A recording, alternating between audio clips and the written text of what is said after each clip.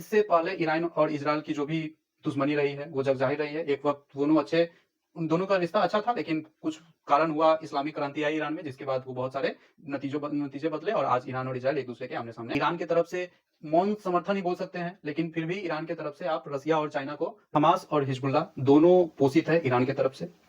तो इसकी वजह से इज़राइल और ईरान के बीच कॉन्फ्लिक्ट जो भी देखने को आई है, वो बढ़ता चला गया है। इस युद्ध के मायने क्या हैं और यह युद्ध कहाँ तक चल सकती है, इस पे आप क्या विचार रखते हैं अपना? सबसे पहली बात आ रही है कि ईरान और इजराइल के बीच जो युद्ध हो रहा है, उसके कारण क्या है और इसका वैश्विक स्तर पर क्या प्रभाव पड़ने वाला है? ईरान की तरफ से मौन समर्थन ही बोल सकते हैं, लेकिन फिर भी ईरान की तरफ से आप रसिया और चाइना को।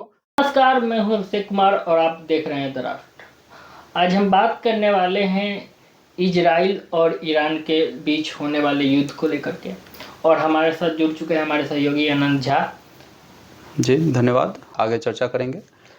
लेकिन सबसे पहली बात आ रही है कि ईरान और इजराइल के बीच जो युद्ध हो रहा है, उसके कारण क्या है, इसका वैश्विक स्तर पर क्या प्रभाव पड़ने वाला है, ये हम गहराई से जानेंगे। लेकिन उससे पहले हम जानना चाहते हैं कि इस युद्ध के मायने क्या हैं और यह युद्ध कहाँ तक चल सकती है, इस पे आप क्या विचार रखते हैं अपना? देखिए, इस पर अगर शुरू से अगर बात की जाए तो काफ़ी लंबा सवाल है और यह काफ़ी उलझा हुआ मामला है। सीधे तौर पर हम जानते हैं कि 1 वर्ष पूरी हो चुकी है हमास के हमले को इजराइल पे, और अभी हाल फिलहाल में इजराइल और हिजबुल्लाह से ज़्यादा नोक-झोंक की खबरें आई हैं, और यह हमास और हिजबुल्लाह दोनों पोषित है ईरान के तरफ से। तो इसके वजह से इजराइल और ईरान के बीच कॉन्फ्लिक्ट जो भी देखने को आई है, वो बढ़ता चला गया है। इसमें एक ग्रुप और आता है हूती ग्रुप का, जो यमन में है। उसको भी बोला जाता है कि ईरान के समर्थन मतलब उसको प्राप्त है, और वो भी इजराइल पे हमला करते रहा है। यह भी एक कारण है ईरान और इजराइल के बीच का टेंशन जो बढ़ता चला आया है। इससे पहले ईरान और इजराइल की जो भी दुश्मनी रही है, वो जग ज़ाहिर रही है। एक वक्त दोनों उन दोनों का रिश्ता अच्छा था, लेकिन कुछ कारण हुआ, इस्लामिक क्रांति आई ईरान में, जिसके बाद वो बहुत सारे नतीजे बदले और आज ईरान और इजराइल एक दूसरे के आमने सामने खड़े हैं। रही बात वैश्विक स्तर पर इस युद्ध की, तो वैश्विक स्तर पर जब इस युद्ध की चर्चा करते हैं तो ना सिर्फ मिडिल ईस्ट, पूरा यूरोप और अमेरिका, मतलब पूरा पश्चिमी कंट्री एक तरह से बोल सकते हैं, और एशिया, सारे देशों के लिए यह चिंता का सबब है, क्योंकि इजराइल के तरफ से अमेरिका और यूरोप के देश जुड़े हुए हैं।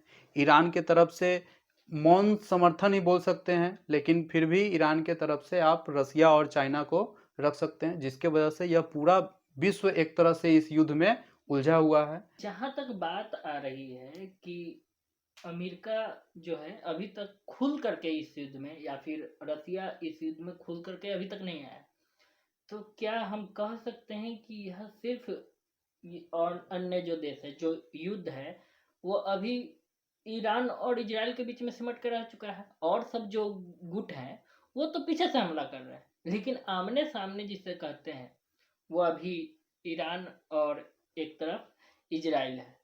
तो क्या अन्य देश इसको सिर्फ एक फायदे के तौर पे देख रहे हैं, अमेरिका और रसिया, या फिर इसके पीछे कोई ठोस कारण है?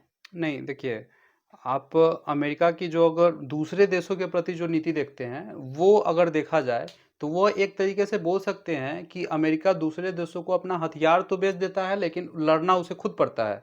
लेकिन जहाँ तक इजराइल की बात आती है, यहाँ पर अमेरिका का रिलेशन और इजराइल का रिलेशन कुछ अलग तरीके से मैटर करता है, और यहाँ पर अमेरिका भी खुलकर इसलिए साथ नहीं आ पा रहा है क्योंकि होने वाला है 2024 में अमेरिका का चुनाव, और जिसके वजह से वहाँ पर वोटरों को जो लुभाने के लिए एक वर्ग जो इजराइल समर्थक है, जैसे कि ट्रंप को अगर हम देखते हैं तो ट्रंप तो खुल करके इजराइल का समर्थन करते हैं, लेकिन मिडिल ईस्ट का जो वोट है उसको पाने के लिए जो अभी वर्तमान सरकार वहाँ की है, जो बाइडेन की, हालांकि वो चुनाव तो नहीं लड़ रहे हैं, अब कमला हैरिस चुनाव राष्ट्रपति की उम्मीदवार हैं, और उन्होंने इस पर थोड़ा सा नरम रुख अपनाया हुआ है ताकि मिडिल ईस्ट और पाकिस्तान का जो वोट है वो उनको मिले, और जिसके वजह से अभी अमेरिका खुलकर उतना साथ इजराइल का नहीं दे पा रहा है, लेकिन सपोर्ट पूरा अमेरिका का इजराइल के साथ है।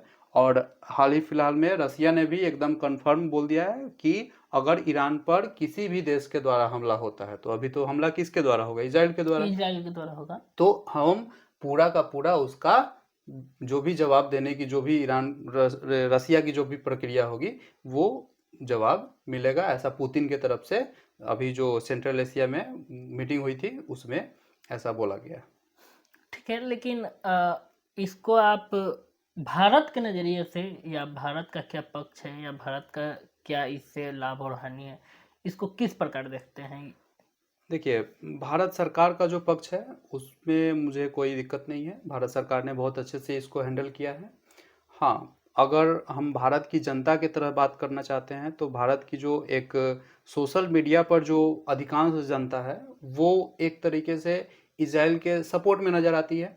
और भारत के परिप्रेक्ष्य में जब हम इसको देखते हैं तो ईरान पर इजराइल का एकदम से हमला कर देना, और जिस तरीके से युद्ध में अगर देखा जाता है कि मतलब हमले में जो स्थिति होती है, अगर उस प्रकार से ईरान अगर फेस करता है तो वो भारत के लिए सही साबित नहीं होगा, क्योंकि हमारे जो संबंध है, वैश्विक संबंध, जो विदेशी संबंध हम ईरान से स्थापित करके रखे हुए हैं, वो भारत के लिए काफ़ी ज़्यादा फायदेमंद है। हमने वहाँ पर बंदरगाह स्थापित किए हैं, हमने वहाँ पर रेलवे ट्रैक लगाने की चर्चा की है ईरान से, और जिसके वजह से ईरान का स्थिति इजराइल से जो उलझा हुआ है वो अभी भारत के लिए चिंताजनक है, और जितना ईरान शांत रहेगा उतना भारत के लिए फ़ायदा है।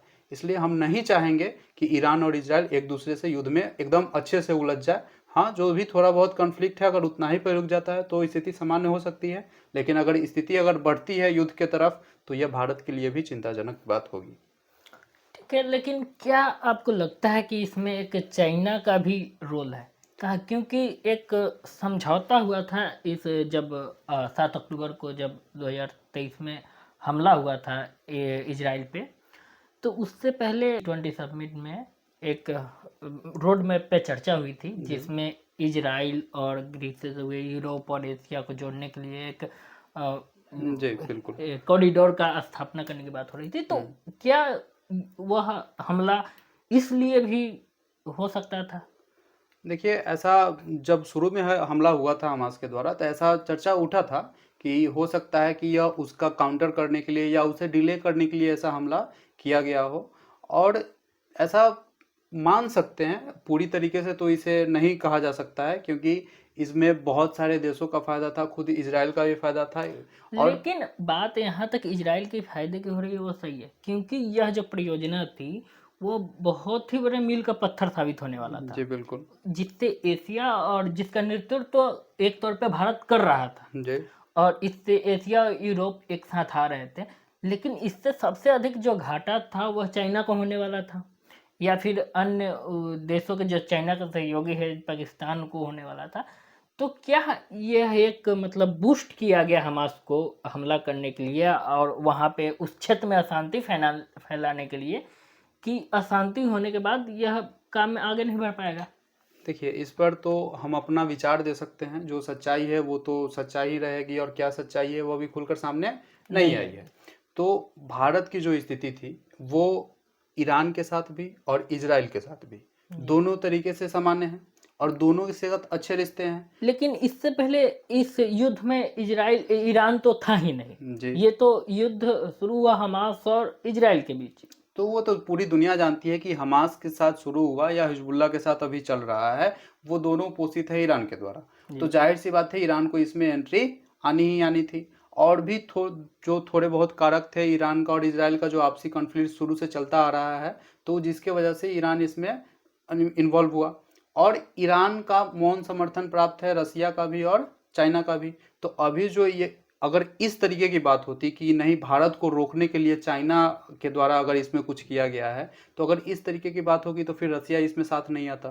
तो लेकिन अभी ईरान के साथ रसिया भी है, तो यह एक तरीके से कंस्पिरेसी थ्योरी है, हो सकती है इसमें सच्चाई हो भी सकती है, नहीं भी हो सकती है। तो इस पर, इसी मुद्दे पर हम खुल के आगे नहीं बढ़ सकते हैं कि नहीं इसी की वजह से यह पूरा का पूरा युद्ध चल रहा है। सबसे बड़ी बात आती है कि अब यह युद्ध सिर्फ इजराइल और ईरान का नहीं रह चुका है, यह उस सारे पूरे क्षेत्र को, अगल जी बगल के बिल्कुल। देशों को समेट के खड़ा है। तो इस मुद्दे पे ओआईसी का क्या रुख है और ओआईसी क्या कर रहा है? क्या वह सिर्फ हाथ पे हाथ रख के बैठने में, या फिर सिर्फ कहने के लिए वह सिर्फ संगठन बनकर रह चुका है?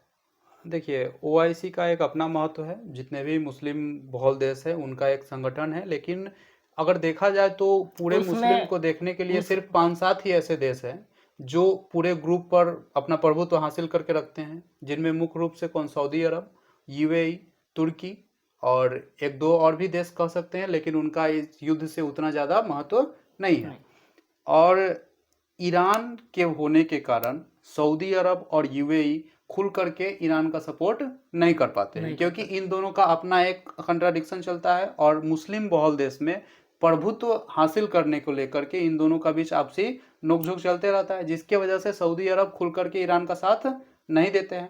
लेकिन इधर कुछ दिनों में सऊदी अरब और यूएई की तरफ से एक छोटा सा जेस्टर बोल सकते हैं कि ऐसा सामने आया है कि हो सकता है कि इजराइल के लिए वो ईरान का सपोर्ट कर दे, क्योंकि युद्ध को खत्म करने के लिए, मतलब बढ़ाने के लिए नहीं, खत्म करने के लिए यूएई तो एक तरह से बोल सकते हैं शुरू से ही इजराइल के मौन समर्थन में है। खुल वो तो कभी खुल के बोला नहीं, क्योंकि उसको सिर्फ बिजनेस से मतलब है। बिजनेस से मतलब है। और जिसके वजह से सऊदी अरब भी अपना इससे अभी तक हटा रहा है। लेकिन कि पूरे ओआईसी के मेंबर्स की तरफ देखा जाए तो उनमें मात्र एकमात्र न्यूक्लियर पावर वाला कंट्री बचता है पाकिस्तान, जो पाकिस्तान अभी खुद अपने हालातों से बेचैन है। हालांकि उसे अपने हालात की तो कोई चिंता है नहीं, फिर भी अभी हम पाकिस्तान पे चर्चा नहीं करेंगे। और जिसके कारण ओआईसी इसमें इतना मुख्य रूप से खुलकर सामने नहीं आ पाता है, केवल ईरान ही मुख्य रूप से इसमें दिखता है। ठीक है, तो अभी तक के लिए इतना ही। आगे मिलते हैं अलग वीडियो में, अलग मुद्दे पे। देखने के लिए धन्यवाद। अगर आप हमारे यूट्यूब चैनल पर देख रहे हैं तो चैनल को सब्सक्राइब करें, फेसबुक देख रहे हैं तो फॉलो करें। जय हिंद, जय भारत। धन्यवाद, जय हिंद।